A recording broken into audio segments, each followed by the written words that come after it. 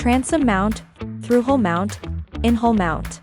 In this video, we will introduce some tips for installing an in-hole transducer on your boat. In-hole transducers are installed inside a boat hull against the bottom and send signals through the hull. It is not necessary to drill through the boat. It can be installed and serviced when the boat is in the water.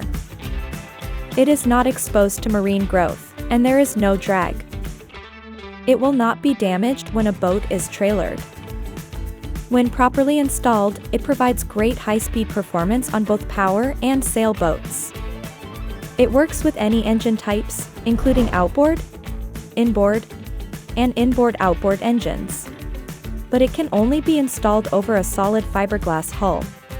Metal, wood, and cord fiberglass hulls can cause too much signal loss when transmitting through the hull. Next, installation location. The location should be after the centerline so that the hole below the transducer is always in the water. Make sure the transducer beam will not be blocked by the keel or propeller shaft. Avoid mounting near or behind water intake, discharge openings, strakes, fittings, or hull irregularities. Before permanently mount the transducer, you should test your mounting location. First, place the transducer inside a thin plastic bag filled with water. Then, place the bag transducer at the mounting location on the hull. Check your chart plotter or fish finder to see if the transducer is working properly. Finally, measure the dead rise angle to select the transducer tank. The arrow should point towards the keel so that the sonar beam is vertical.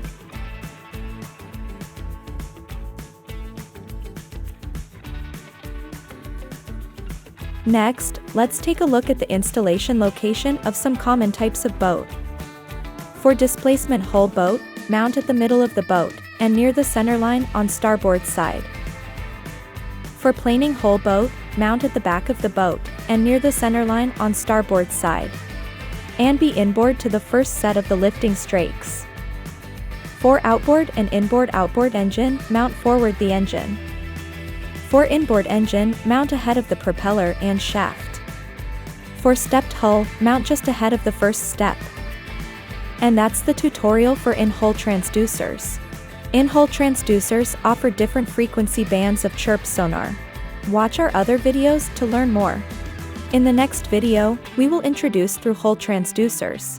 Thanks for watching.